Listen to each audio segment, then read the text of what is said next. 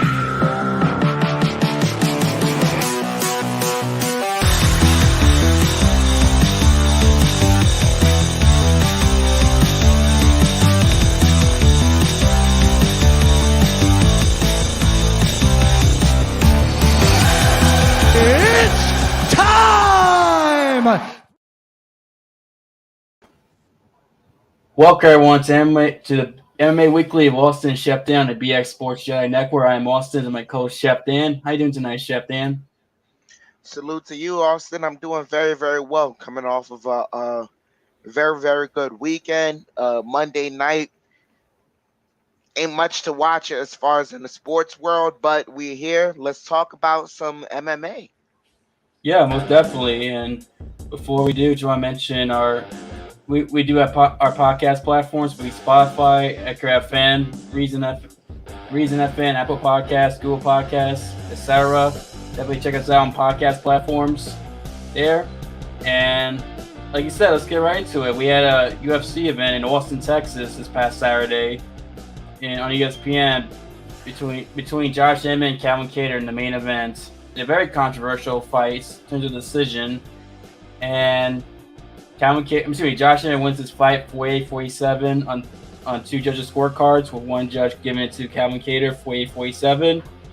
And just like I said, it was a very controversial decision. I personally did not agree with this decision at all. I thought Calvin Kattar won the fight. And one thing I don't understand is Chris Lee, who gave round 4 to Josh Emmett. Yeah, there we go. Yeah. For those of you who are listening, we're showing the judges' scorecard. As you see, Chris Lee gave round 4 to Josh Emmett, which I don't understand at all. I don't know how in what world do you give round 4 to Emmett when Calvin Kattar clearly won that round. It was he dropped Emmett with spinning back fist or back elbow. It's 1-2.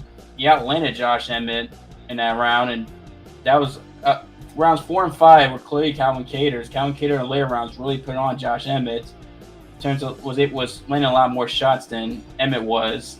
And I don't understand how Chris Lee can give round 4 to Emmett at all. I mean, the second round is close. I mean, I know that was another round that people debated. I thought Calvin won considering that knee that put Emmett down, and towards the end of the round, like within 30 seconds left. I feel like that to me, that and also some of the jabs and shots Calvin drew that busted Emmett up to me. Then for me were enough, in my opinion, to give him that round. I mean, yeah, you can see the image after the fight. Josh Emmett. Eyes almost shut completely. His left eye. He's got stitches around his eyebrow. Looks like, around his eyebrow, his left eyebrow. And Josh Emmett kicking jab by Calvin Kattar just kept jabbing that eye, and you really saw how bad Emmett's eye was getting during that whole fight. And that's not to say Emmett didn't have his moments. I mean, I thought Emmett won rounds 1 and 3. He is a more powerful puncher in terms of between the two of them. And even though I think a lot of his shots were landing on Calvin's arm, Calvin blocked a lot of them with his arms. But the ones that did land were definitely rocked Calvin. As we all know, Josh has got power. But at the end, I think the judges got it wrong. I think personally, Calvin Kattar should have won this fight. And Chris Lee, I mean, how you get round 4 to Josh Emmett? That's just so ridiculous. I mean, yes, this fight was close. It was competitive, but a close competitive can also be a robbery too, in my opinion. This to me was a bad job by the judges, especially Chris Lee giving round 4 to Josh Emmett. It's just ridiculous. What are your thoughts on this fight, Dan? Do you agree with the judge's decision, and what are your thoughts on the fight overall? First off, want to acknowledge this was fight of the night. Just to cap off the overall night, I know we're going to talk about it a little bit later on, but this was a very good card overall. Yes, it was. Very, very good card. It almost, with the amount of finishes it had and everything going on, it kind of left me, in awe and thinking, like, could this potentially be the best card of the year? And for the UFC to get a couple of those, back-to-back, it's very good. Yep. Everything you said was spot on about the fight, and I agree with you 100%. I did not think Josh Emmett won this fight. I thought Calvin Kattar won this fight. Calvin Kattar wore less damage than Josh Emmett. I know DC and Dominic Cruz and John Anik, whenever they were, breaking down the fight, they kept mentioning how when Josh Emmett was landing hits on Calvin Kattar, it was moving Calvin Kattar versus Calvin Kattar shots not, looking that effective. But as the fight wore on, I know Emmett still carried the power, but he didn't land cleanly. It looked like Calvin Kattar landed a lot more cleaner shots, and that's why you got the result that you got in Josh Emmett's face looking the way it did. Then you also take into account, like, to me, man, I knew that was gonna be what it was gonna be when I saw the way people were judging round 1. Because you may disagree with me, but I thought Calvin Kattar won round 1. I heard the arguments for it. I like when you really look at what happened the majority of round 1, it's Kattar controlling majority of the round outside, using the jab effectively. The only moment that Josh Emmett had was at the end of the round where he rushed in to try and get the takedown on Kattar. It didn't work, so he landed a couple of strikes, and those strikes eventually edged him over on a significant strike count. But as far as, like, if that didn't happen, Kattar controlled majority of the round.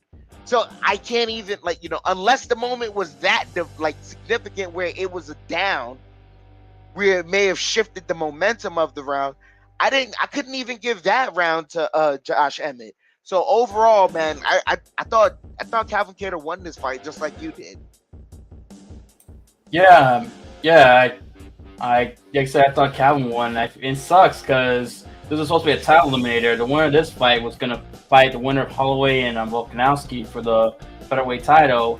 And especially with a lot of people disagreeing with the judging decision, it's a lot of people some people are going to feel like Josh Emmett's an undeserving title challenger for the winner of Volkanovski Holloway.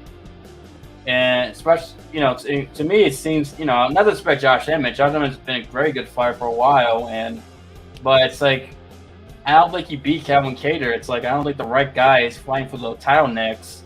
Because, like I said, this was a title eliminator. Unless Arnold Allen comes back and maybe they do Emmett and Arnold Allen, which I don't think they're going to do, because we don't know when Arnold Allen's going to be healthy and etc. It's kind of sucks for the featherweight division, considering there's no clear-cut contender, in my opinion. Especially how controversial this fight was. I think it's par for the course. When you look at how Volkanovski won his title, I think it's par for the course. At least we know that him and Holloway are going to rematch. Trilogy fights not this Saturday, next Saturday.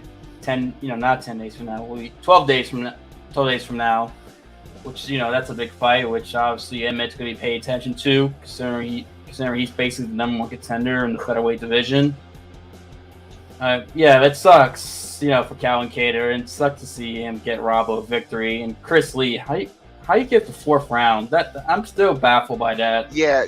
The later rounds were completely Calvin Kattar's. The only rounds you could say were kind of debatable was round 2 and 3, but 4 and 5 are Kattar.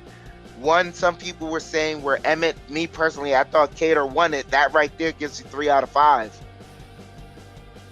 Yeah, agreed. And I gotta rewatch round 1 again because I thought Emmett won round 1, but I gotta rewatch it because for me round 2 was the deciding round. But I watched round 2 before doing the stream. That's why I said, okay, yeah, I think Calvin won. But I gotta rewatch it. Maybe you're right about round 1. But yeah, Josh Emmett gets a controversial victory. It was fight of night, rightfully so, because there are a lot of finishes in this card, and so it wasn't really not too many contenders for fight of night. And this was the most exciting fights out of all the fights. Not that they weren't exciting, but just back and forth action, if you get what I mean. Yeah, you're absolutely right. Okay, I guess we can move on to the co-main event featuring Texas's own Kevin Holland and Tim Means in the welterweight division. As Kevin Holland wins via 2nd round darts choke against Tim Means, and great performance by Kevin Holland. Kevin Holland really showcased some of the power he has in his punches, especially using his reach to really hurt Tim Means, especially towards the end of that 1st round. And then in the 2nd round, he landed a right that hurt Tim Means, and once it hurt him, Kevin Holland went for the kill, was able to get the guillotine literally went for, but Means went down, and Holland was able to transition to a darts choke that first Kevin Holland was having trouble getting it tight, but once he got it tight, Tim Means tapped immediately because he knew he was no way he was getting out of it. So this was a very good victory. Gets a game opponent, Tim Means, who was on a 3-fight winning streak. And Kevin Holland, after having a bad 2021, has bounced back in 2022 with two 2nd-round finishes. March he finished Alex Oliveira via elbows in the 2nd round. Now he submits Tim Means in the 2nd round. So Kevin Holland, this weight cut at 170 has done very well for him. As that's an advantage. I didn't realize that he has an 80 inch reach, 80 inches reach for Kevin Holland, which is the largest in welterweights. So I didn't realize how much of an advantage he's going to have there, which should benefit him. And what are your thoughts on this? And before I want to mention, I was going to mention something else. No, go ahead. Apparently, Kevin Holland stopped Latif the day before the fight after the weigh-ins. He called the guy who's robbing a store, and he was able to run and chase the perpetrator down and catch him. And it seems like Kevin Holland's always in these situations where he's stopping criminals, thieves, or people who are getting ready to shoot up a place at the restaurant a couple months ago. Kevin Holland's in the right place at the right time. It's ridiculous. He is like a real life superhero. Yeah, this guy is Batman. Oh no! I'm thinking it's funny quote. I'm not sure the press conference, the Wednesday before the fight, where he's like, "I'm not Superman, not Batman, I'm Black Man." He's Black Man, obviously, because it's he's always finding himself in these situations, and as you can see, he's a great Samaritan. He's not a good Samaritan. He's a great Samaritan. Oh yeah, and like you said, it was a great fight by Kevin Holland. Tim Means did prevent some type of challenge in the stand-up game. He did move forward a lot, made Kevin a little bit uncomfortable, but Kevin ended up finding his range, finding his rhythm, started clocking Tim Means, and when he did, he was able to put him down. I think he wobbled him in the 1st round, and then in the 2nd round, he got it done with finding the place for that right hand twice, and then getting Tim Means in the darts choke. And he's choking his chicken. That's his quote. He's selling merchandise where he's saying he's choking his chicken. So salute to Kevin Holland, man. Great performance. Performance of the night definitely deserved it. It's got the fan love considering he's playing in Texas, where he's from, and was able to get a submission victory against a game opponent, Tim Means, who had won 3 in a row. And yeah, it's definitely a great victory for him. Kevin Holland's one of the more exciting guys in this division. Well, not just division, all UFC MMA. He's been like that for most of his career, especially the last 2 years since he made that run in 2020, and then last year he didn't do well last year. He still was in entertaining fights and has an entertaining personality still. And now he's won 2 in a row. And with personality, he's definitely has a more opportunity to do things versus a lot of other guys. And Kevin Holland's a guy we definitely look forward to watching fights. Me, you, and most MMA fans. I think we can all agree with that. Yeah, most definitely. Wait to see him do next, Kevin Holland. He did call out Sean Brady, so there's a possibility for that. Sean Brady's been looking to get active.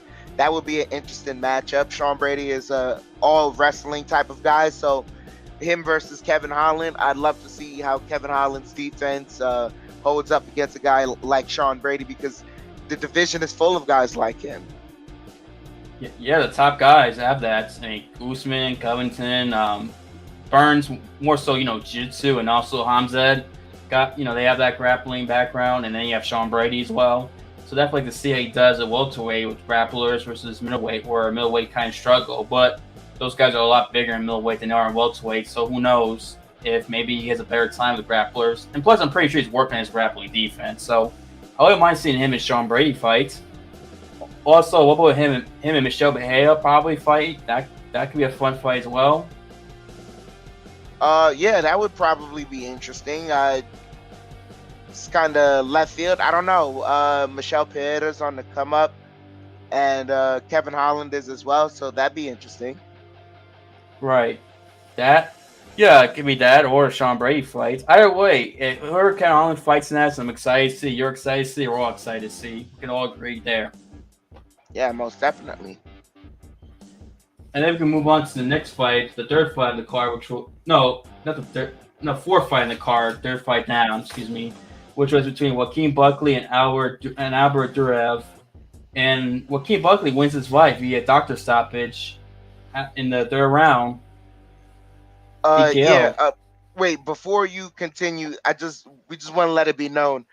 There was supposed to be a co-main event of Donald Cerrone versus Joe Lazon, but Joe Lazon, in the midst of the weigh-in, he injured a suffery on the left leg where he said he couldn't put any weight on it. He was, being carted around, wheelchaired around to just move around in the hotel, so he just was not able to perform there. And Dana White said after the event he does not plan on rescheduling this fight because that would be for the third time, and he's kind of getting Tony Ferguson, Khabib Nurmagomedov vibes with the fight like this. So that's the reason we're not discussing that fight. The fight didn't happen.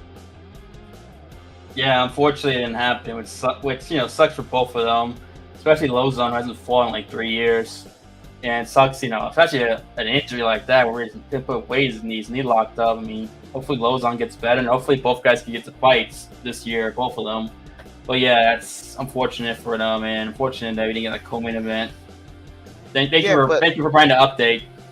Yeah, but let's get right back to this Joaquin Buckley versus Albert Durev, because this was a vicious fight, man. Joaquin Buckley and Albert Durev, they had a bit of a jawing back and forth because Albert Durev and Buckley used to be training partners. So in the upcoming time for this matchup, Durev basically said that he trained with Buckley and he feels like he has a formula, and this fight was going to be super easy. It's really, really easy. And so Joaquin Buckley, he came out, he usually has an edge to him, but this time we saw the extra edge being added, and the result of it was this, ladies and gentlemen. Oh, dance from the picture of the Albert's eye that caused the doctor to stop it because he really couldn't see. I mean, and that is nasty. For those of you who are listening, you can't see the picture. It's a nasty, like I don't want to say cut, but like his swollen eye. Swollen the eyes swollen shut. There's nothing he can do about it, and that was just due to the amount of damage Joaquin Buckley kept imposing on him, and it was systematic. It wasn't like Joaquin Buckley was out there he does throw hellfire with every fist, but it was calculated.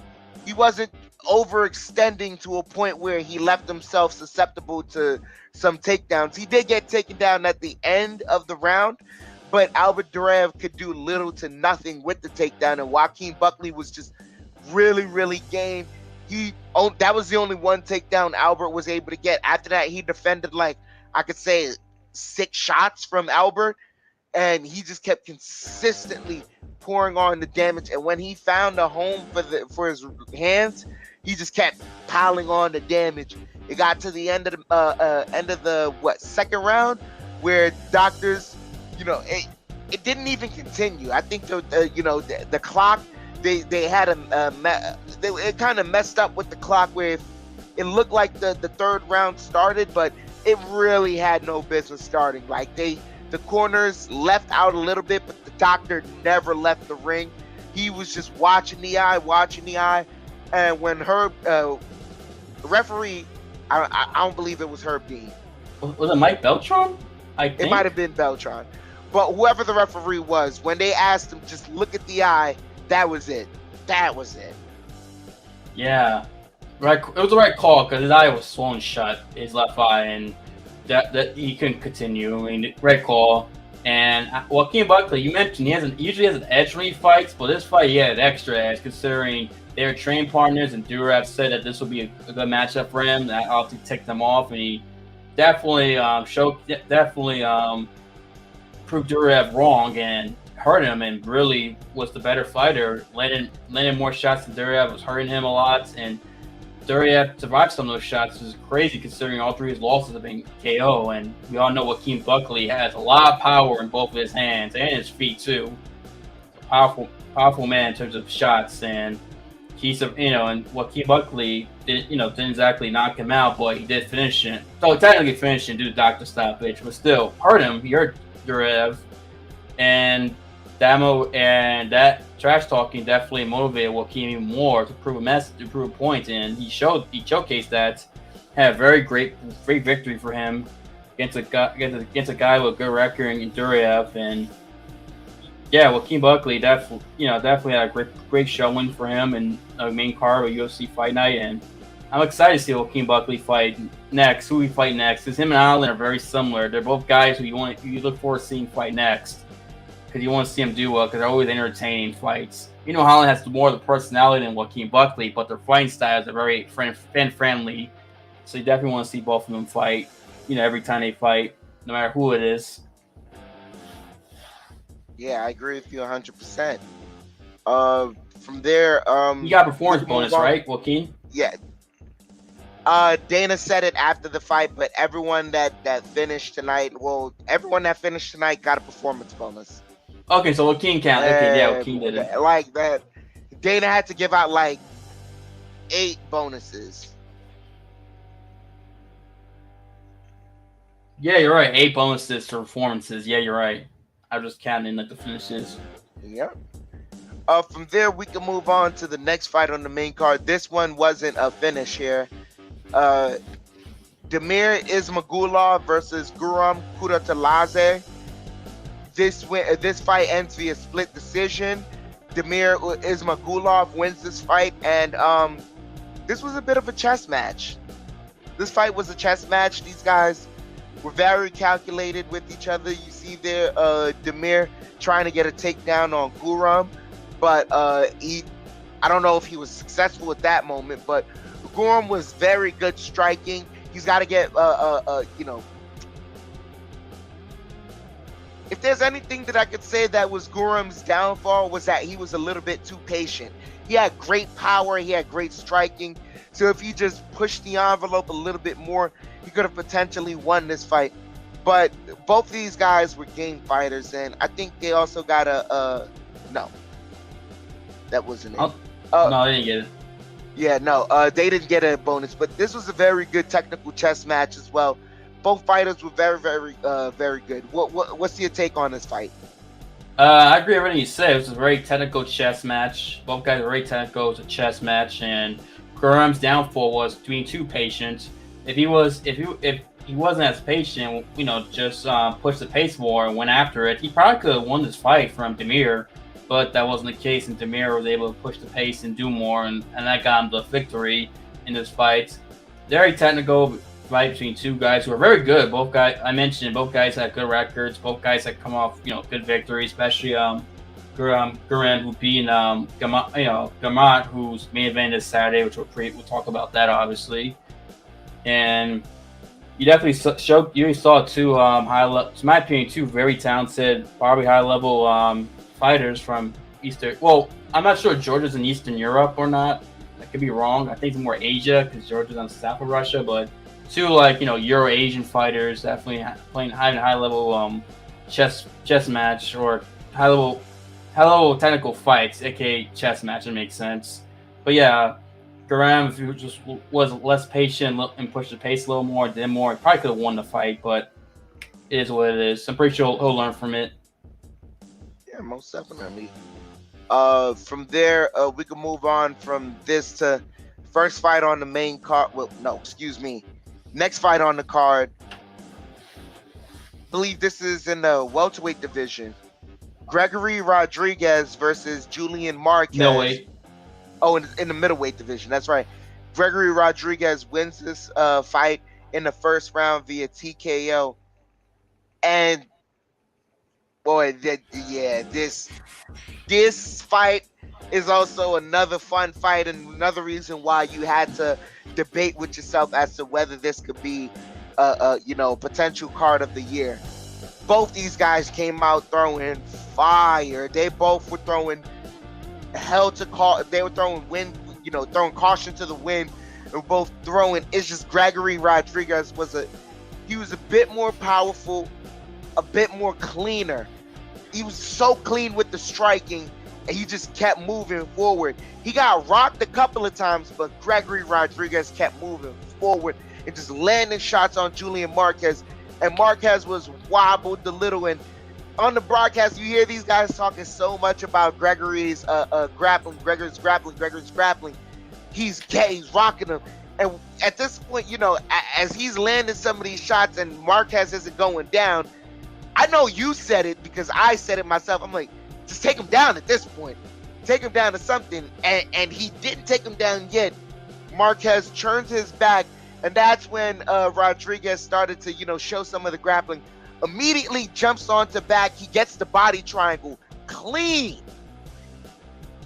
Very, very clean. He's trying to get the, trying to get the rear naked choke. It's not happening from there. He's striking on the back, making Marquez hold his body weight. Marquez eventually sheds him, and there, Gregory just continues to work with the work in the, in just a closed space, throwing bombs. Marquez lands a couple backs, and now Gregory has to step back a little, get his whereabouts, but then he continues to land it and eventually finishes it. Wow, this was an exciting fight. It was, and you took a lot of things I wanted to say. Both guys threw each other bombs, but Rodrigues really showcased his power in his fights and really hurt Marquez to the point where the fight could have been stopped a little earlier at one point. It looked like Marquez was showing up and he just was hammering him, Gregory, but they got up from there, and that knockout. The way the finishing sequence when he just dropped Marquez, the way Marquez fell too, he went sideways. I think he fell sideways. His body went marionette cut. Yes, exactly. And he was out. If there was a knockout tonight, that would be knockout tonight because he really knocked him out. He knocked him out conscious. Sent him to the shower room, Jorge Masvidal will say. There's a couple potential knockouts of the night on this card. They're like 7 finishes, 7 knockouts, 8 finishes, but no, Holland got a submission, so 7 knockouts. Okay, yes. And technically 6 because Buckley and Durev. Yeah, Buckley was a doctor stoppage. 6 knockouts. You got 6 of them to choose from. But this was really bad. The way Marquez fell on the punch. Everything. Left him the pressure. Gregory Rodrigues had what a great victory for him. Showcases. He mentioned his grappling, but he showcased his striking and his power. That's what he did. hopefully he doesn't fall over his hands where he bans grappling, but he can use his grappling as a weapon to sup his hands, or use his hands power to sup his grappling. Potentially Gregory Rodrigues. I mean, great victory, and man, what a great knockout! Whew. Go watch the knockout. You haven't seen it yet, because it's definitely worth watching. It's a highlight reel, in my opinion. Knockout. Hey, we may potentially rewatch it later on down the line if UFC puts it out on YouTube. We will definitely do some watch-alongs of some old fights, like we discussed. That will not go unnoticed. Yeah. But yeah, there's something else I wanted to mention. Listen, if you bet money on these fights, don't, and the fighter loses, you should not have the gall to, personally hit up this fighter, message this fighter, whether that be on Instagram, Twitter, and berate the fighter for losing, because you don't have the stones to get in the octagon the way these guys do. There was a fan that was literally harassing Julian Marquez for losing the fight. And so Julian Marquez just simply screenshot the message and put it out. And so the fans are just getting at this fan, because it's bro, you're not even a fan. At this point, you're just so disrespectful. Don't do that. You're not that guy. Don't do that. And that's all I'll say to that. You don't do that. I agree. That's ridiculous. I mean, come on now. Exactly. You said everything you need to say. I'm totally 100% agree with you. Don't do that to a fighter after they lose, considering most of you don't have the balls to step in and fight. Kind of foolish. But yeah. Yeah. We'll move on to the first fight of the main card, which was the bantamweight division between Adrian Yanez and Tony Kelley, which Adrian Yanez wins via first round TKO, 3 minutes 49 seconds. And I mean, he really was putting a whooping on Kelley. Although this fight was very competitive early on, because Kelley was trash talking him, trying to get Yanez to fight emotional, but give Yanez credit, he did not fight emotional. He stayed calm. He was a lot more patient, and he was really done there. That image you can see of Kelley after the refs pulling Yanez away, and like I said, Kelley was trash talking him, trying to get Yanez to make a mistake, fight emotional, but it didn't work as well. Yanez was patient and was smart and waited to hurt Kelley.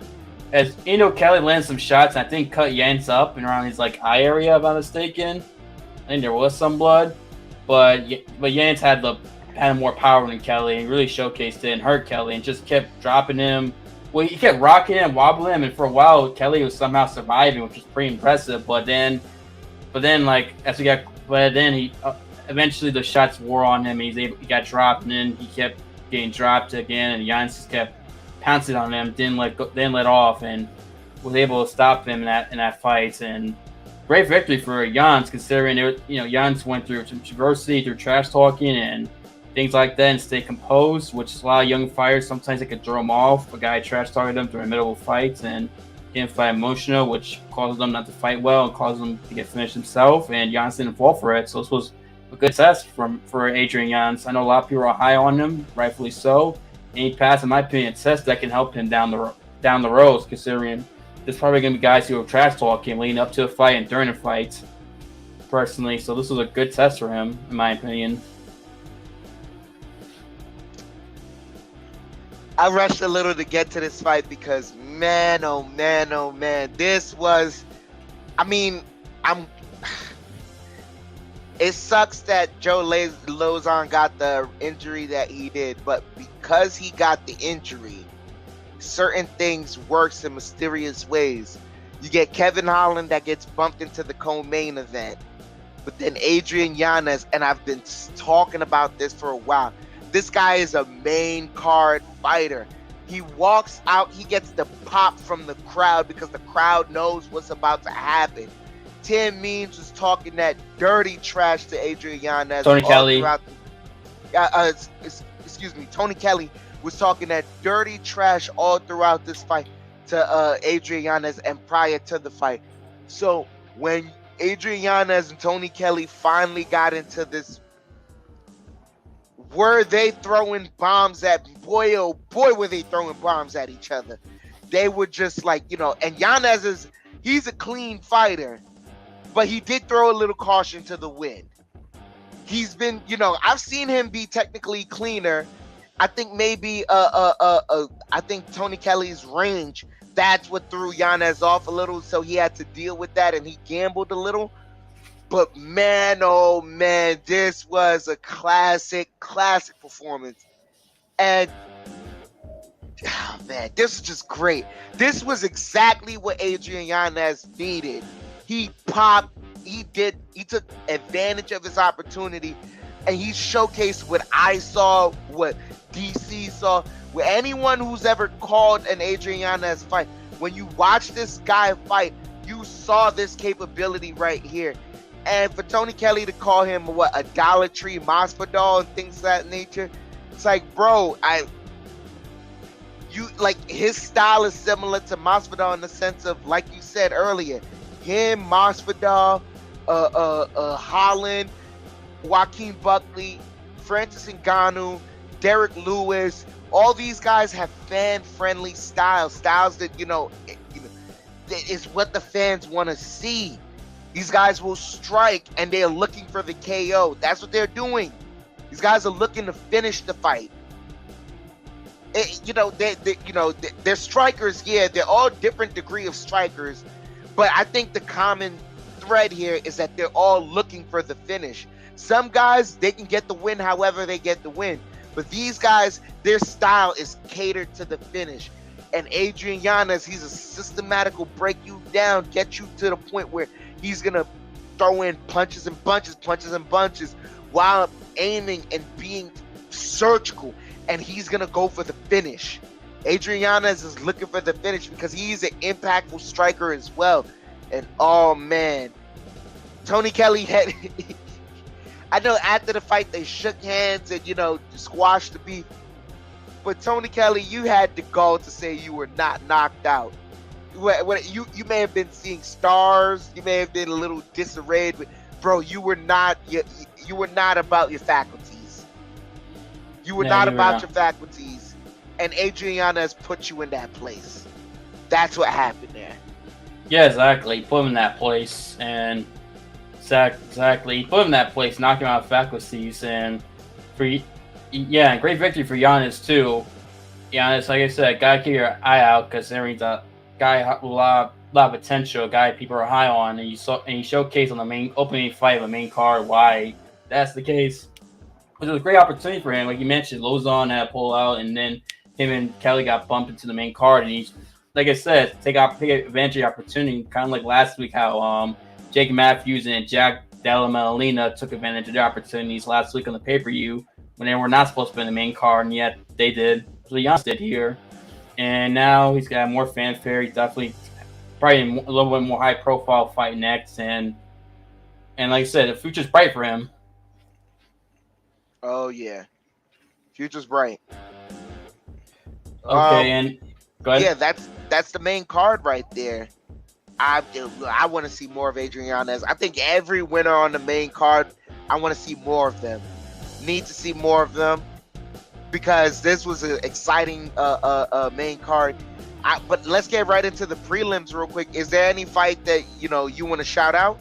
Yes, the first fight of the prelims, which was between Roman Doleziev and Kyle Daukaus, and I was surprised this fight was on the first fight of the card. I'm still surprised it was the first fight in the main card, but gotta give Roman Doleziev credit because he knocked out Kyle Daukaus with a knee it's weird how he did it too. He got a performance bonus, rightfully so.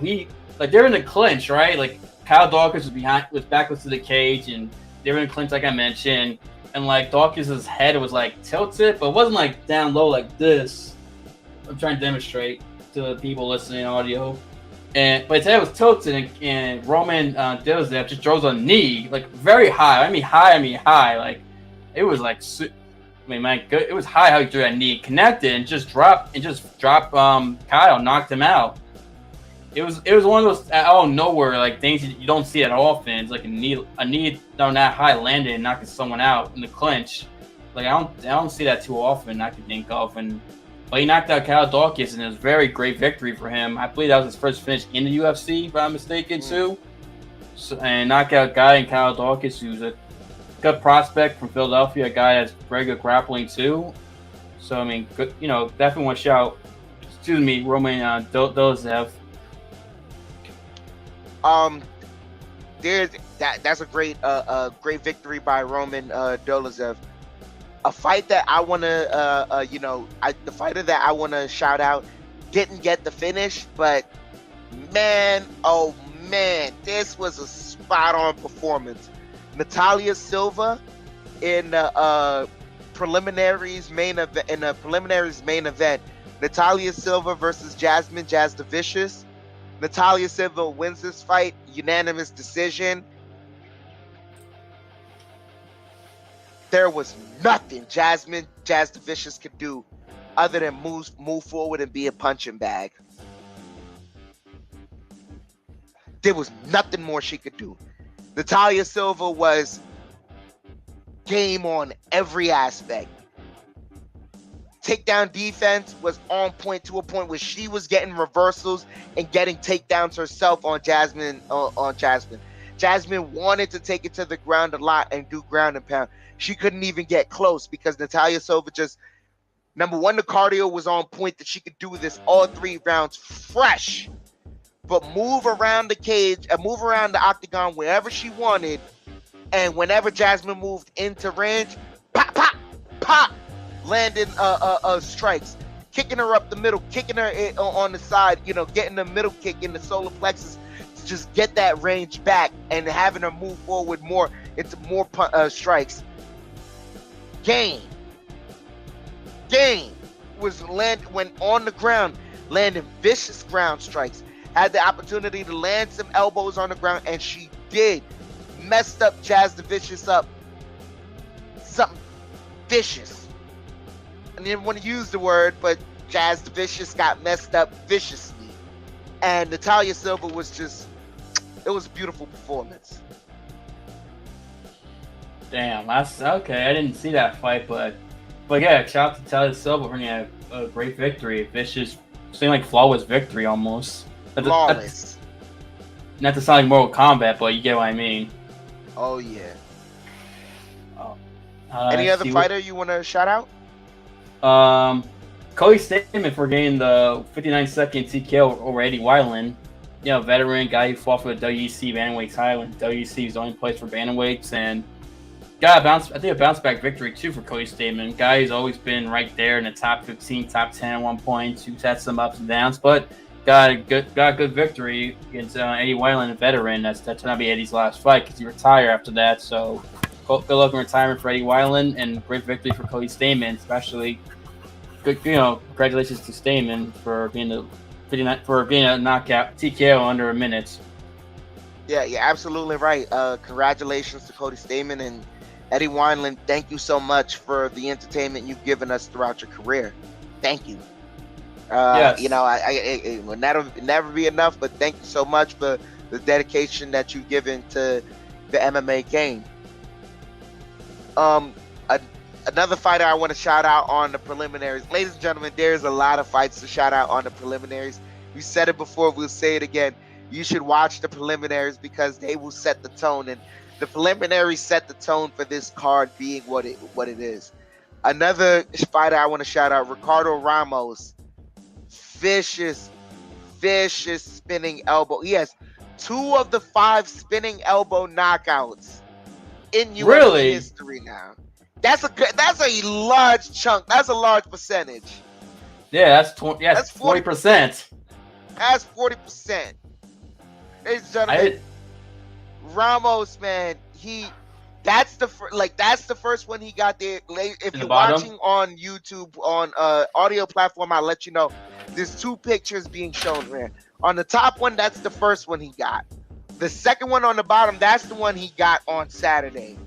Man, oh man, the game plan was the game plan because Ricardo Ramos, man, he's just striking, yeah, and he's got the edge on Danny Chavez, and Danny, he's just along the cage, along the cage, and Ricardo Ramos, I don't know, oh, boom!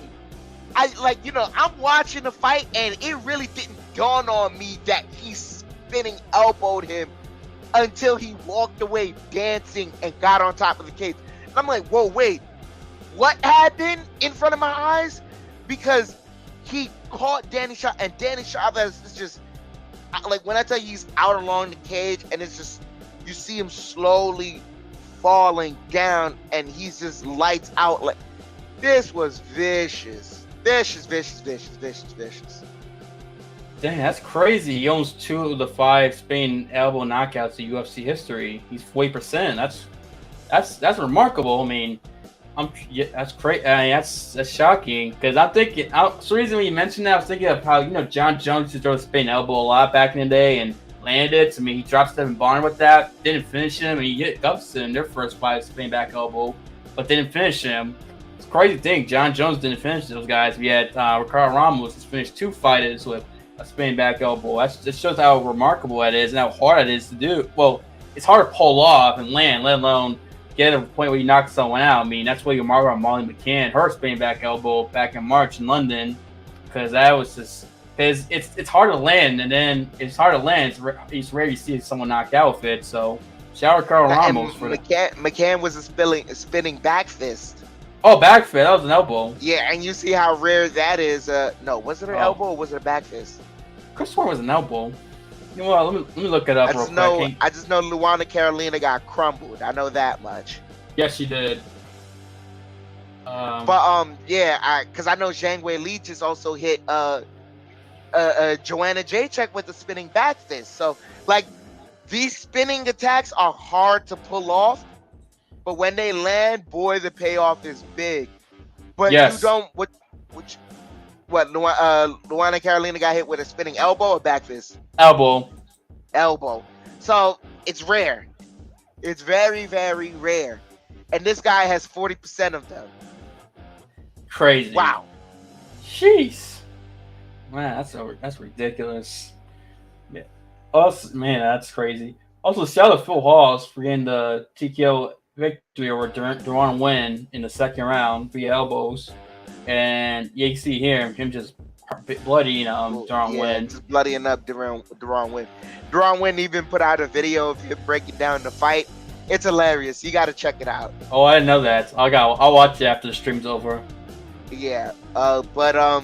Man, this fight, I think the controversy wasn't even in the fight. It was after the fight how Phil Hawes had some words for DC, and DC had to tell him, like, hey, man, be respectful. You're not picking a fight with me. You just want to fight with this guy. All right? Be respectful. I don't pick fights. I just, do commentary, and that's it. And Phil Hawes ended up apologizing. But, yeah, he's just, I don't know. After the fight, he's still amped off the victory. And he had some words to say for DC, but quickly had to calm down, and that was it. Yeah, definitely. And like I said, DC's not the guy to pick a fight with, considering DC's bigger, and also, like I said, DC's retired, but still. But yeah, great victory, Phil Hawes. A lot of great finishes on this card. This was a very good card. This was one of the top 3 cards of the year, with the London card, the 275 last week, and then this card. These are the top 3 UFC cards so far. Now, which order you want them, you can pick. It's your choice, but definitely the people in Austin were rewarded tonight. Saturday night they got rewarded with great fights and an entertaining card. And they just overall great crowd.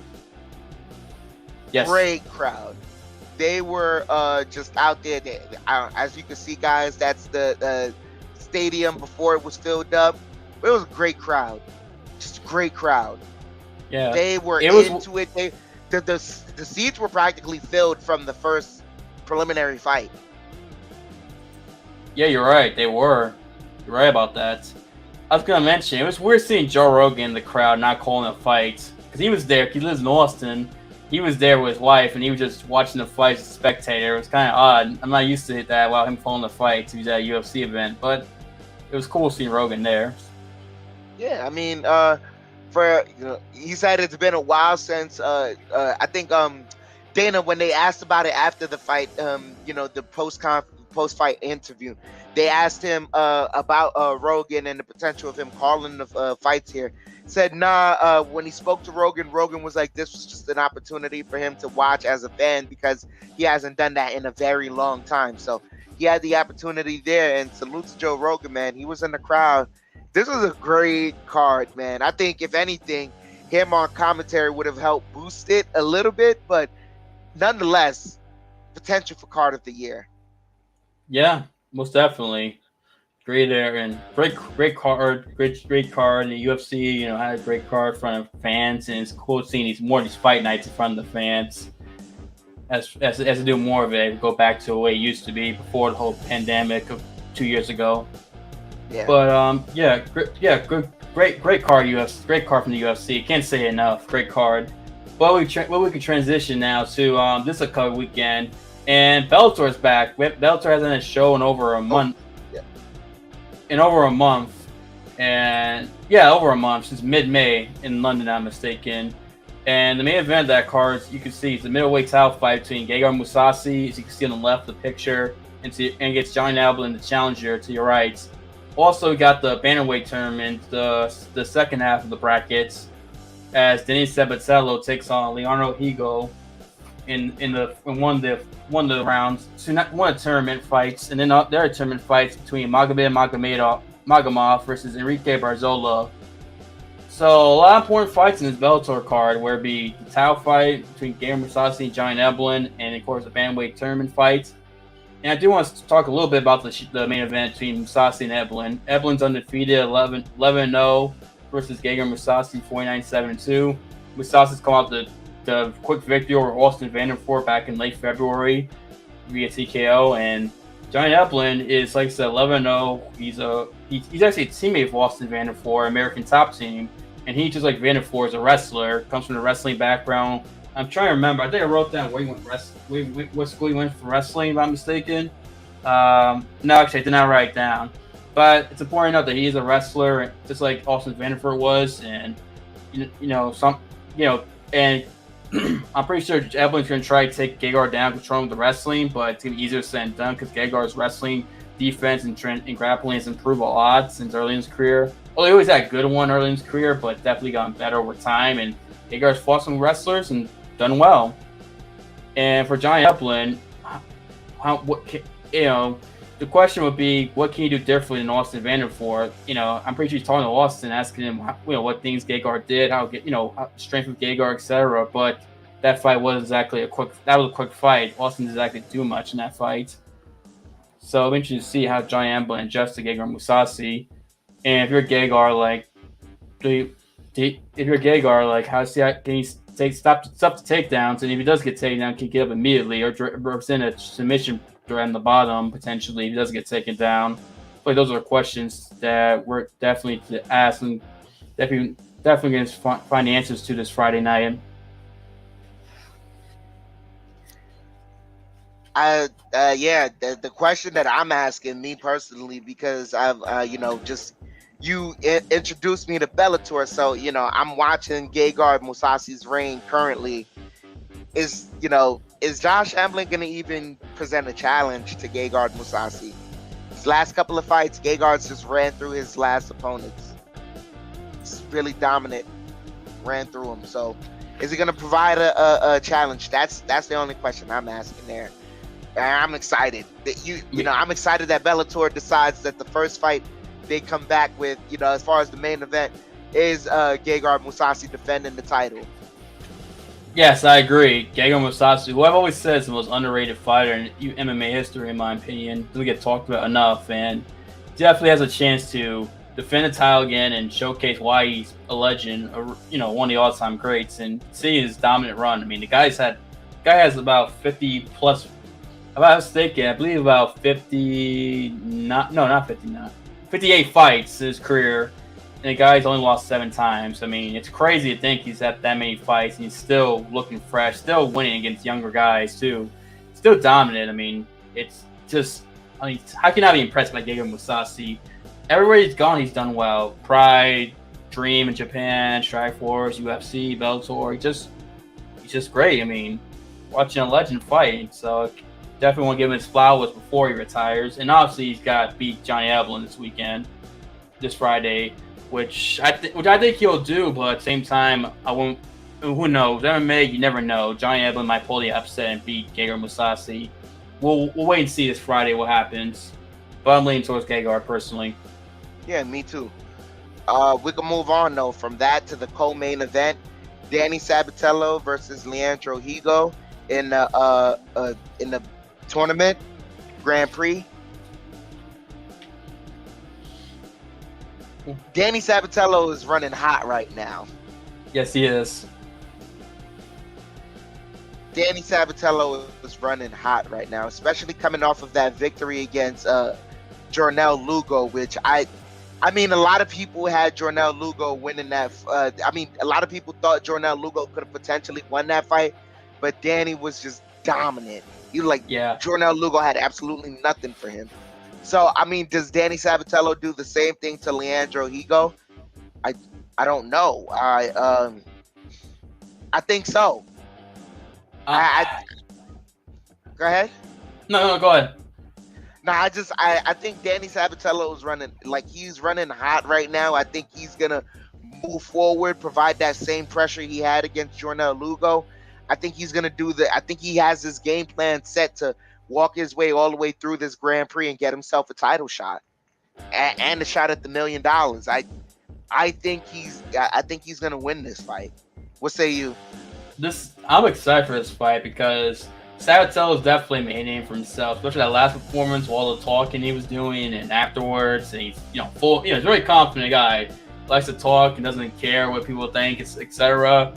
Yeah, he's got the typical Italian accent. He's Italian, so he adds on to it. You know what I mean by Italian accent. You know what I'm talking about.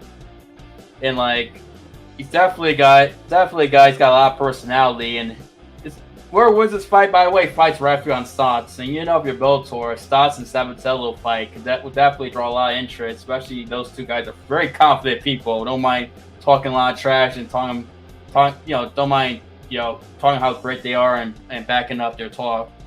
But it's not gonna be an easy fight because Sabatello is a wrestler though. He trains the American top team, but he's going against Leandro Higo, who's got 12 submissions, who's a black belt, I believe, in Brazilian Jiu-Jitsu. So I feel like the Jiu-Jitsu Higo might cancel out Sabatello's wrestling. So it's going to come down to who has the better striking of the two. In my opinion, the better striker wins this fight. Whoever develops the strike, the better striker will win, and probably can set up their grappling.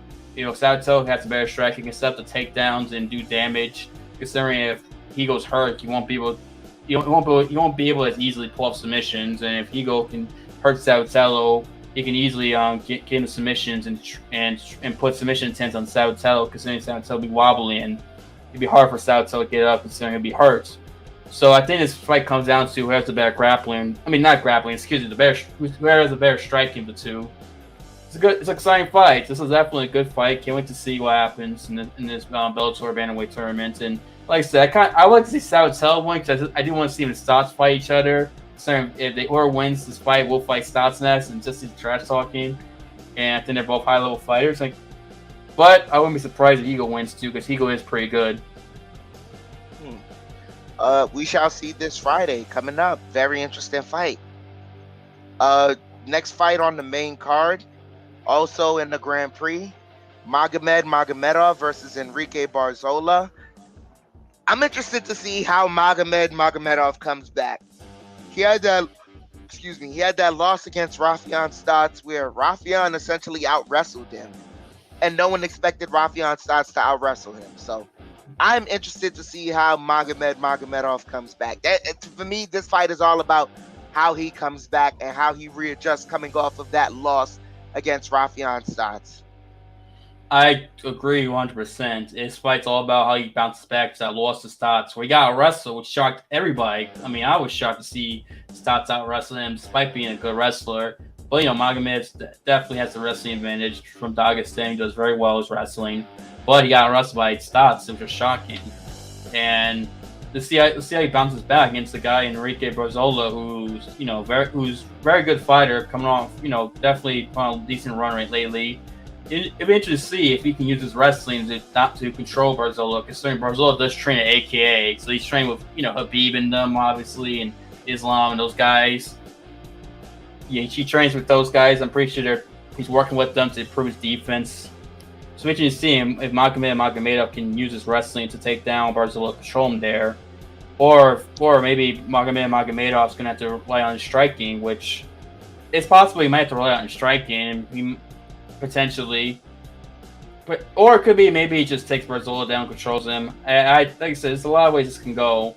And it all depends how Barzola looks. Like I say, he trains in AK, so I'm pretty sure he's getting, wrestling trained with those Dagestanis over there. This is an exciting fight. See how Magomed bounces back, and also see how Barzola does against the guy Magomedov. Like I said, both bantamweight tournament fights are very exciting, and you can't wait to see them. This tournament's I think it has a chance to be Bellator's best one personally.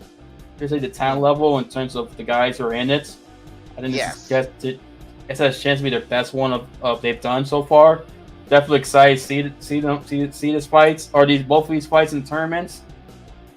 Can't wait, and I wouldn't surprised if Magomedov wins. I'm leaning towards him bouncing back. I think he'll early on might have a struggle, but I think he'll win the fight in the later rounds. That's just me, but I could be totally wrong. Like I said, I was wrong about Horiguchi and who we lose to? Shoot. The champ. Stouts? Oh yeah, it was Stouts. Yeah. No, wait. Horiguchi didn't lose to Stouts. He lost to Who we lose to? No, Stouts beat Archuleta. Stouts beat Archuleta. He lost to Horiguchi lose to? Shoot. Oh man. Horiguchi. Well, let me see. I'm checking right now. Give me a moment. Lugo and Sabatello, that surprised me, like you mentioned. Horiguchi lost to Patchy Mix. That's who he lost to. Patchy Mix, that's right. He didn't, he won some of the exchanges standing up, but Patchy was still able to just take him down majority of the fight. I remember that, yeah. That's right, yes. That surprised me. So, this bantamweight tournament's already surprised me. So, I'm only surprised this bantamweight tournament surprises me again. But, like I said, it's a tournament where I think everyone has a shot to win. Sabatello, Ego, Magomedov, even Barzola, Stouts, and Patchy Mix. Any one of these guys can win legitimately, and that's what makes it exciting. Oh yeah, most definitely. We could move on though from that to the first fight on the main card. This is a 4-fight main card. Brennan Ward versus Cassius Cain. Feels like this is an introduction. Yeah, I'm not too familiar with either of these guys. Brennan Ward, I'm somewhat familiar with because I know he fought recently, got a KO victory, if I'm mistaken. He'd been away from MMA for a while. Forgot he got arrested, had some problems, then came back and came back and won his fights. Yeah, he won against Brandon Bell. Okay, yeah, because I remember he hadn't fought in a while because he got some legal trouble, but now he's back and now he's trying to win 2 in a row now. Now, Cassius Cain, I'm not too familiar with at all. This introduction fight from. He's a regional guy. Okay, so Cassius Cain has a chance to make a name for himself in the main card Bellator. I like the name though, Cassius Cain. It's a cool name, but we'll see. What he does against Brendan Ward, if he can make a name for himself, or is Brendan Ward gonna be able to win his fights and go on a little streak now as he makes his comeback in MMA. Yeah. But guys, I'll say this. I say this once. I'll say this again. Bellator does you a favor. They give you the preliminaries for free on YouTube. And this preliminary says, let me see, 1, 2, 3, 4, 5, 6, 7, 8, 9, 10. 10 fights for free. And they're treating you too. There's a guy in there that could have been on the main card. He's on the preliminaries, Sabah Hamasi. He's a main card type of guy for Bellator, but they got him on the preliminaries. That's a treat right there. Please, guys, check out the preliminaries. I believe the preliminaries will start around, give me one moment.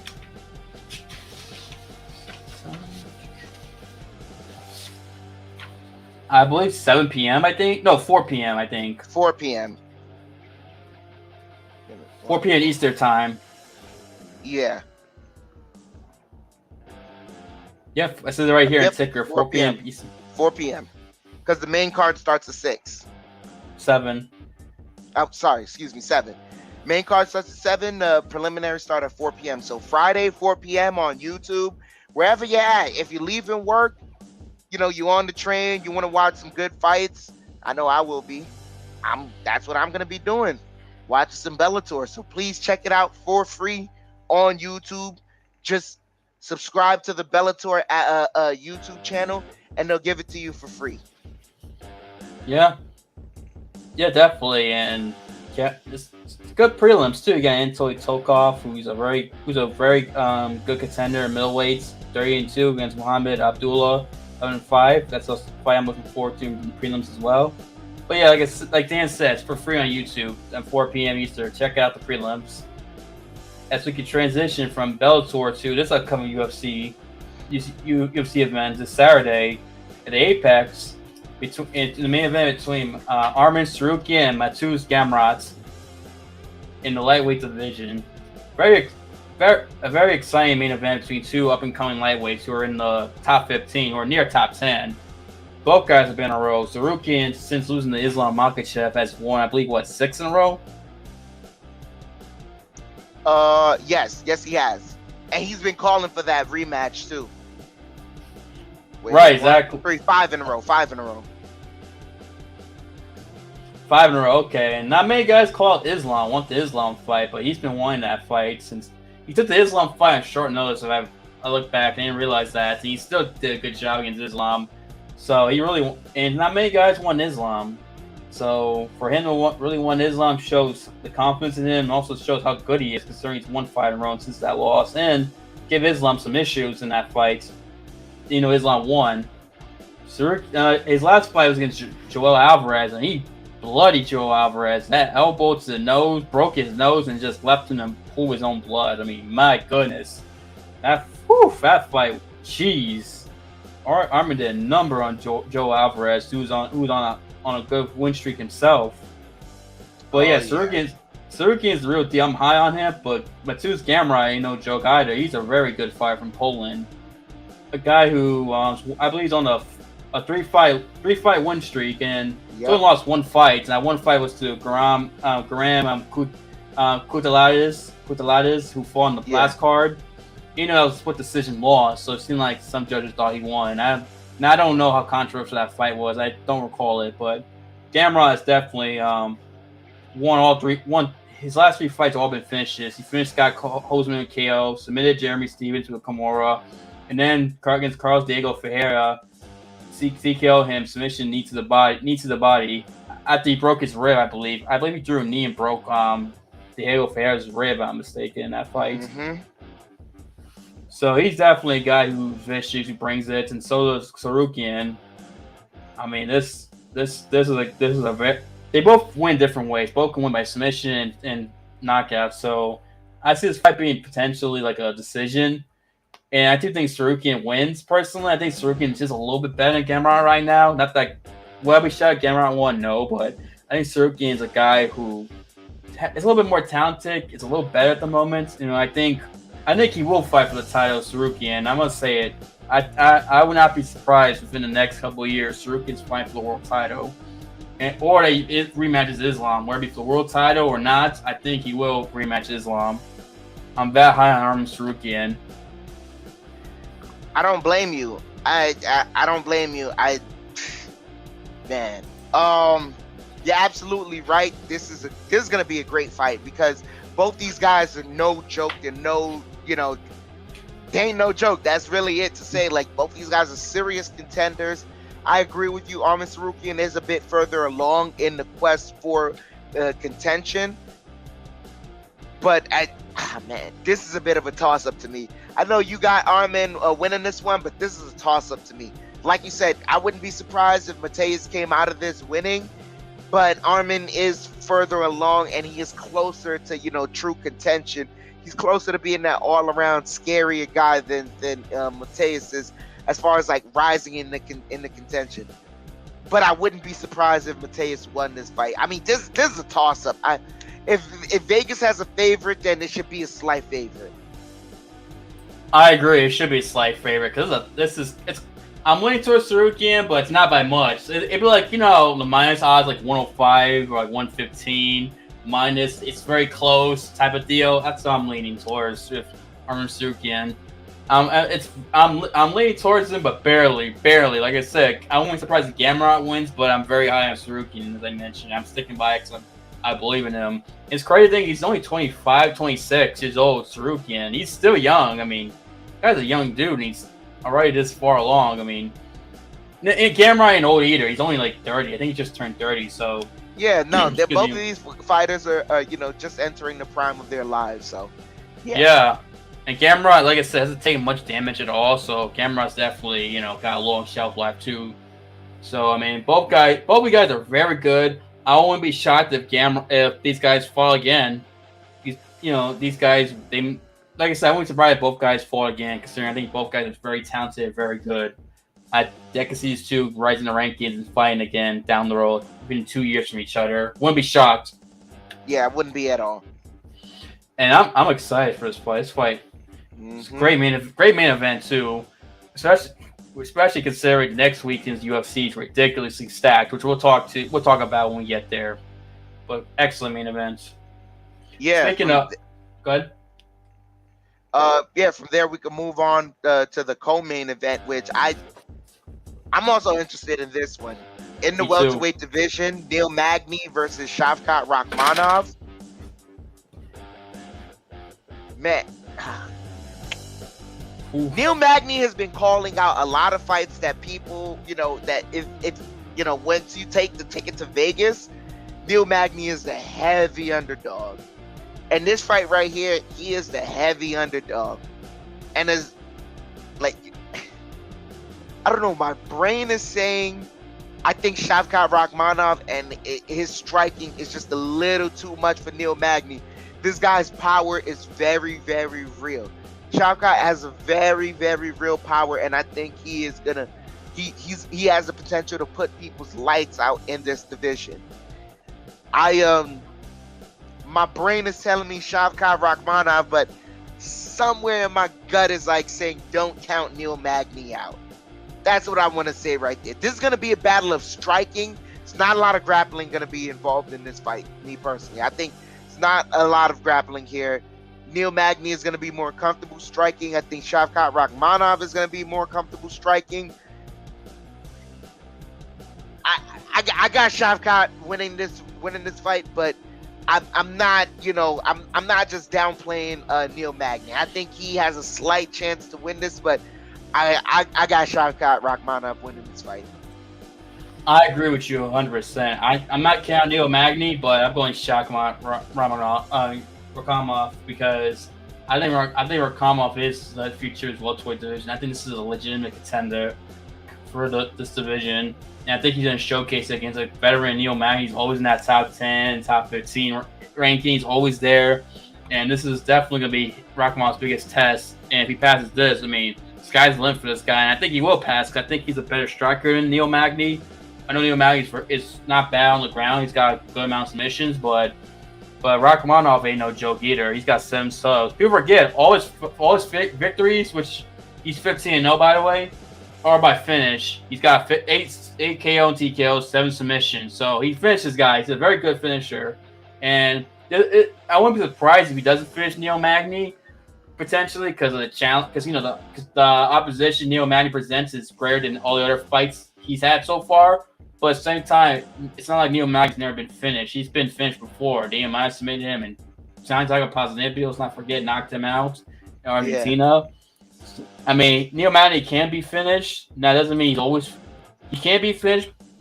But excuse me. But at the same time, the opposition Neil Magny presents is a lot greater than all the other opponents he's fought before for Rakhmonov. But I like Rakhmonov in his fights. I think he wins his fights, personally. Well, again, I wouldn't surprise Neil Magny wins, like you mentioned, but I'm definitely favoring Rakhmonov. I think the co-main event, are going to be, in my opinion, showcasing 2 young up-and-coming guys from Eastern Europe and Euro-Asia, that makes sense. You know, like the Euro-Asia area, like Russia and the former Soviet republics. They're looking near Asia, that makes sense. I feel like that's what's going to be, where, especially these young guys, like Sarukin's young, and so is Rakhmonov. But also Gamatz, Matus is, you know, he's only 30. He's not exactly an old guy. He's, you know, young up and coming. Even if he does win, showcase for him too. Yeah, he's still got plenty of time in the UFC to continue, you know, rising among the ranks.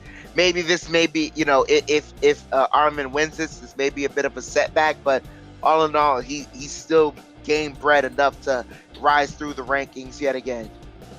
Yeah. Yeah, I agree. I'm excited for it. I'm excited for the co-main event. Very good main event, co-main event for this card. Oh yeah.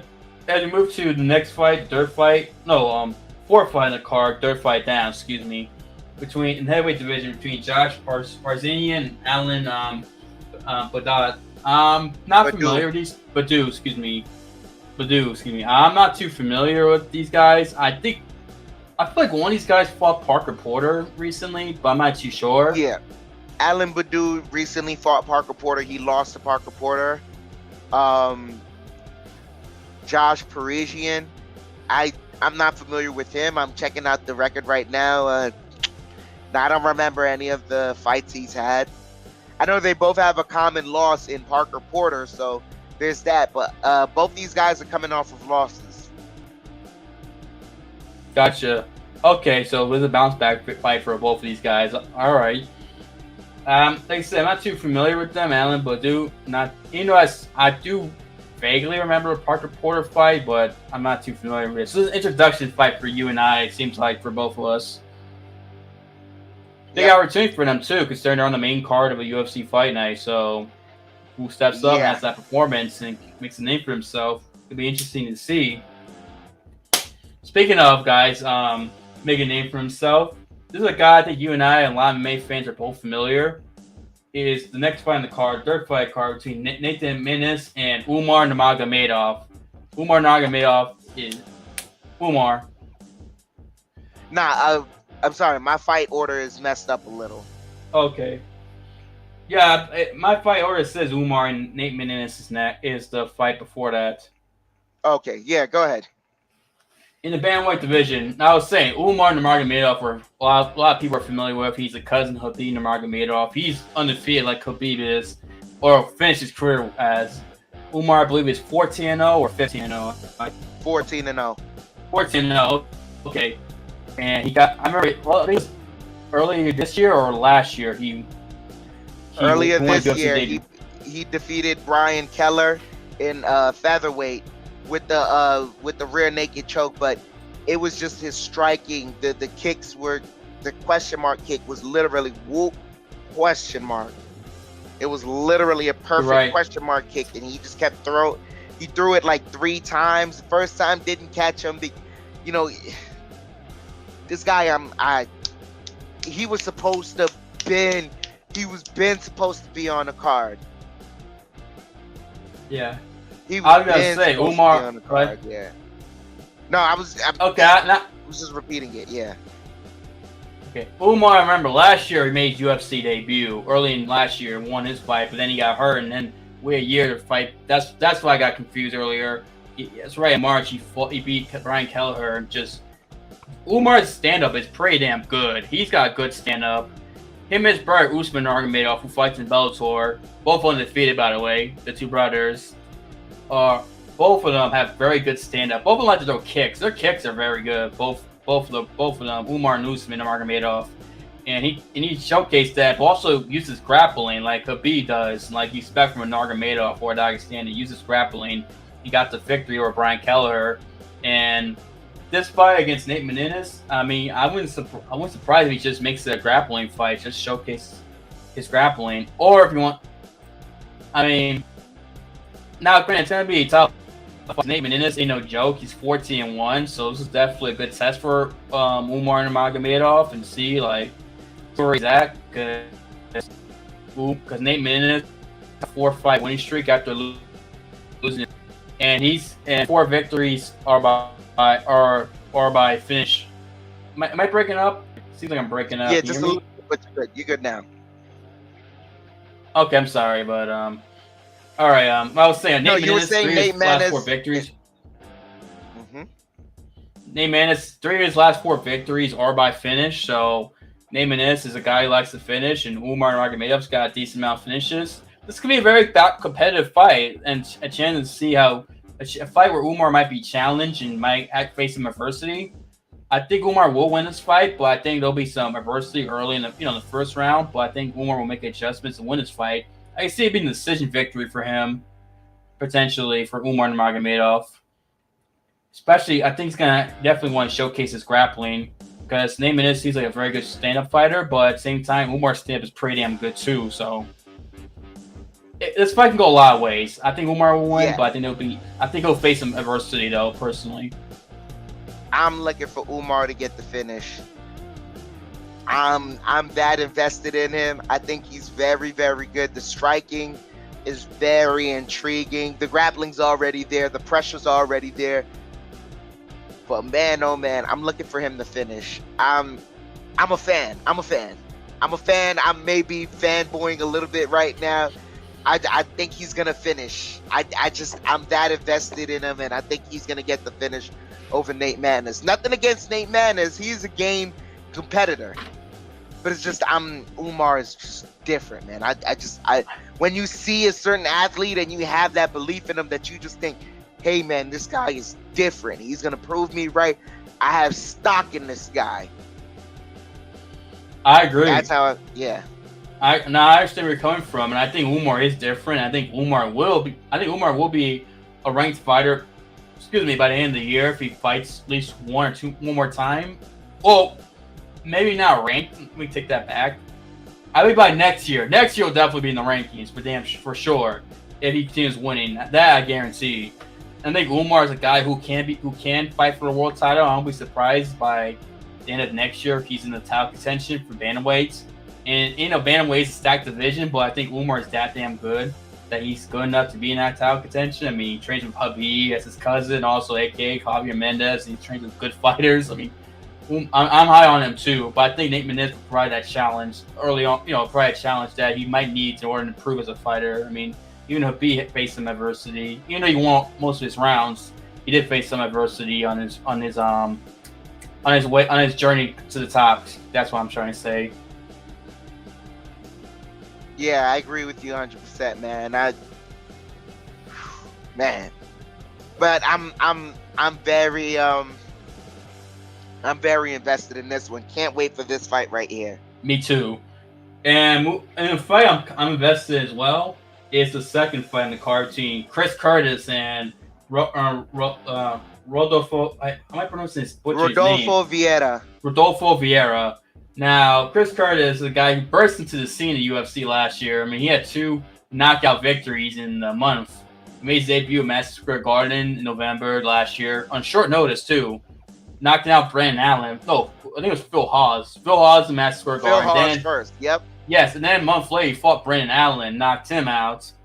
And the December pay-per-view, the Oliveira Poirier pay-per-view, and became, in my opinion, the best newcomer in the UFC last year. Just because he burst in the scene 2 months, got 2 knockouts, and won 6 fights last year. So this is his first fight, 2022. And I'm very high on Chris Curtis because Chris Curtis is a guy who's a veteran, who's fought a lot of fights and took a while to get to the UFC, but he's capitalized on his 2 UFC opportunities greatly. And he's definitely a guy who's right. He's not far from, in my opinion, being in the rankings. Like he's like 1 or 2 fights away from being ranked, considering the 2 guys he beat, Phil Hawes and Brandon Allen, have bounced back and done well since then too. Both victories have aged very well, considering both guys have won their fights in the last 2 weeks. Not only that, but Chris Curtis has yet to really show everything he has in the tank. Like I don't think he's been forced in a grappling situation yet. All his fights have been mostly stand-up, and he's weathered the test of time in the stand-up game. I'm a fan. My girlfriend put me on to Chris Curtis. She's like, you got to watch him. He's very good. So I'm invested. Yeah, I'm invested too. And Vieira, I mean, I'm trying to pull up his. I know I've seen him fight several times. I'm just trying to remember like his record and like his performances recently. I know his last victory was a rear naked choke in the 3rd round. Who was it again?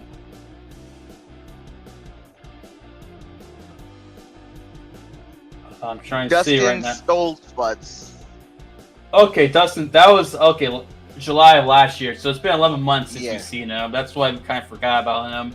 So he's finding his first. I know he's 8-1. He's got 7 submissions and and 1 knockout. So all his victories are by finish, and he likes to and he submits guys. So and he's a very decorated grappler too. I'm looking at his grappling resume, and my goodness, this is gonna be the best grappler Chris Curtis has ever fought potentially for his career. So at least he hasn't been tested in the grappling.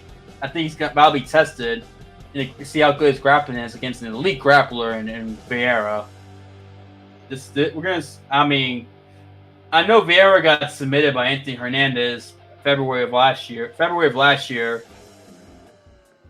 I think if I remember, was that the fight where I'm not sure if it was Vieira and Hernandez, but there was a fight where a guy who was I'm thinking Quake Guida and his opponents, where Quake's opponent was a decorated Brazilian Jiu-Jitsu black belt who competed in tournaments, world tournaments, and was a great submission threat, but he got tired and Quake Guida was able to submit him. That's what I'm thinking of. Yeah. That was Clay Guida.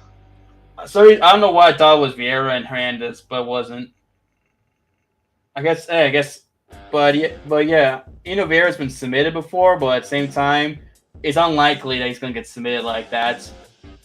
He's got the clear advantage grappling. I do want to see how Chris Curtis does against a high-level grappler like Vieira.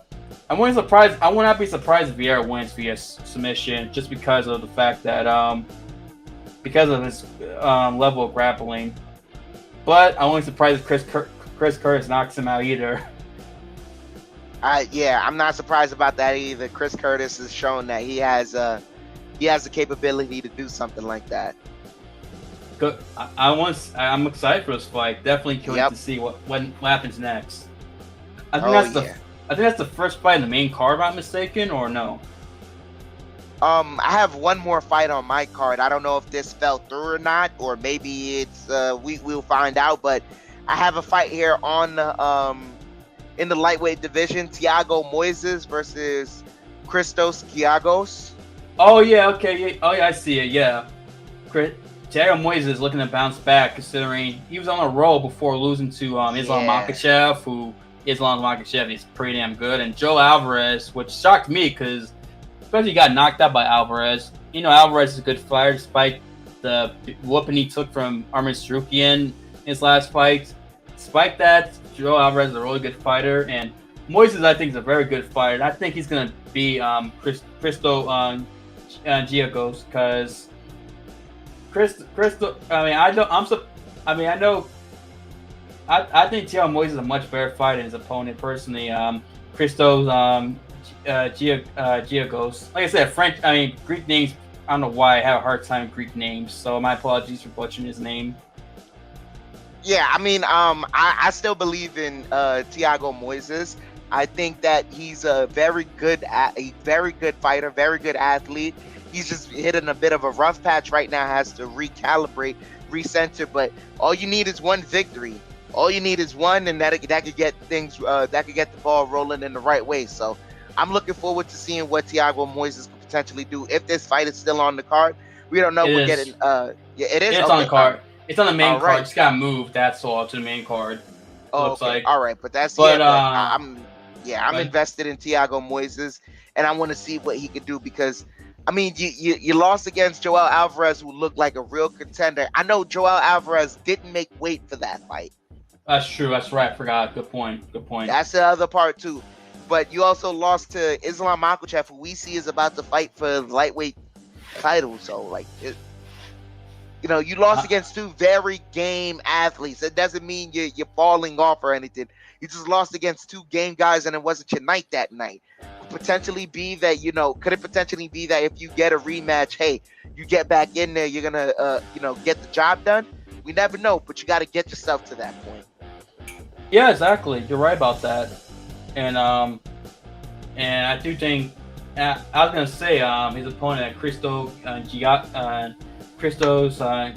Giagos. I'm not good, solid fighter, but at the same time, when he fights against very good or elite competition, he tends to fold. I mean, his last fight was a TKO loss to Arman Tsarukyan back in September.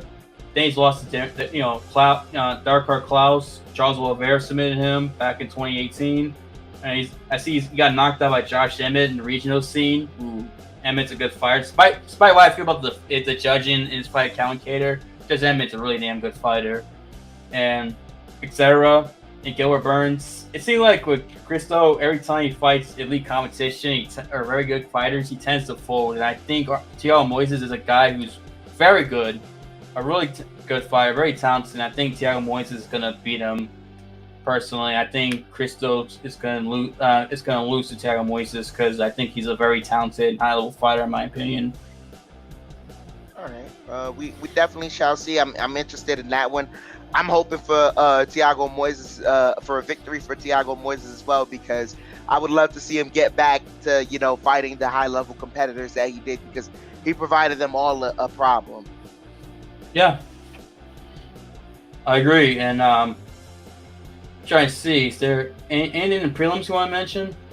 Prelims, Tafon Nchukwi versus Carlos Ulberg. I'm definitely interested in that one. Tafon Nchukwi, he's a bit of an up and down prospect right now. He's had some good victories, he's had some bad losses. The knockout power is definitely there. He's how do I say this?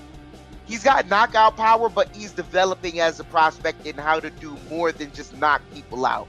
He's trying to be methodical with his power and the gas tank. So I'm looking to see the evolution of him right there.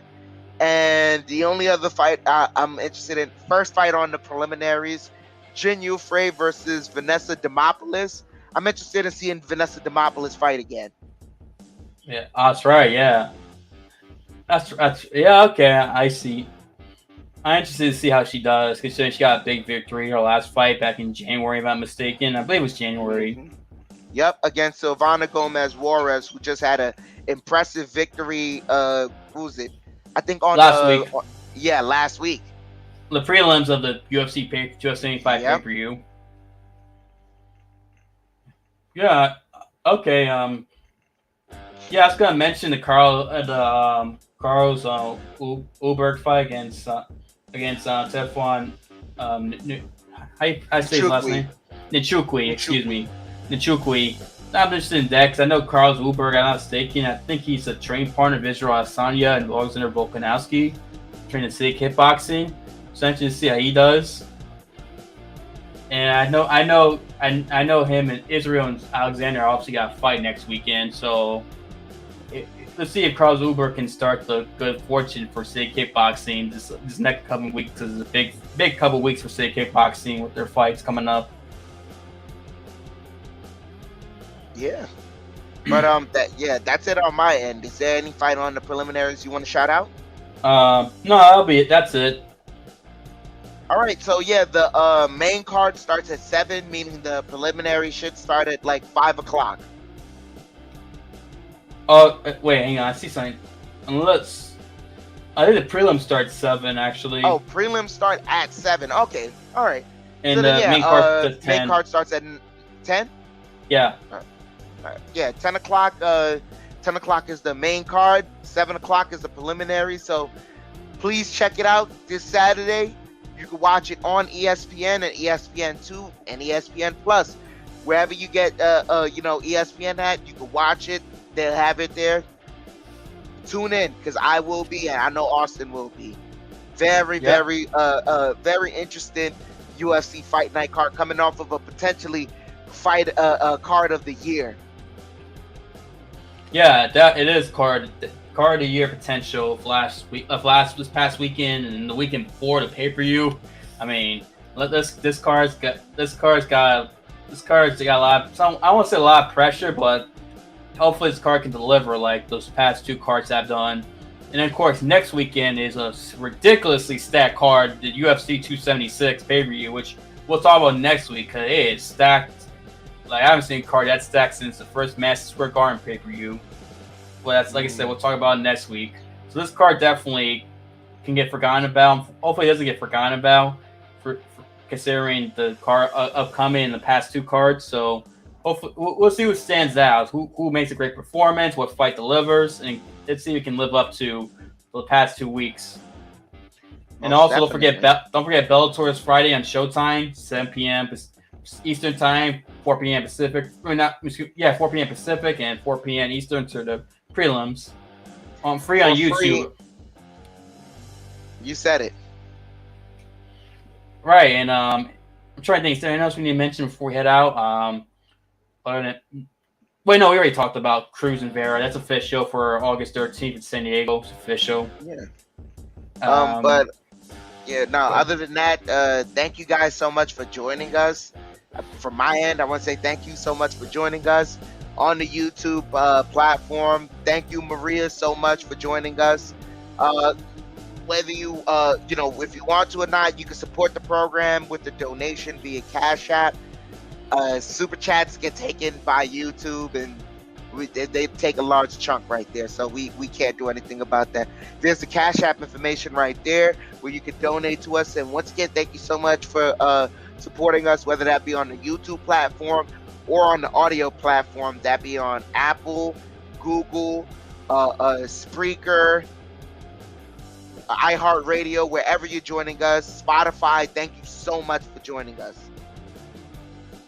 And for me, thank you guys for watching, listening to us, whether on YouTube or Rumble or audio platforms like Dan mentioned, on Apple, Google, Spotify, iHeartRadio, Anchor FM, etc. We appreciate the love, support. We appreciate the thumbs up in the YouTube channel, and in the podcast listens and etc. We appreciate the love, support, because we're just 2 regular guys breaking down sport we both love. That's all we are, and we appreciate the support. We're just like you guys, fans, love the sport. We just talk about it, so we appreciate it. The love, support from everyone, and hopefully this weekend has great fights, which I think it will, and can't wait to next week to break down this past weekend, to look forward to a big UFC next weekend for International Fight Week. Can't wait to break it down, and I'm Austin, Chef Dan. Good night, good day every time watching this, and peace, and we'll see you next time. Peace.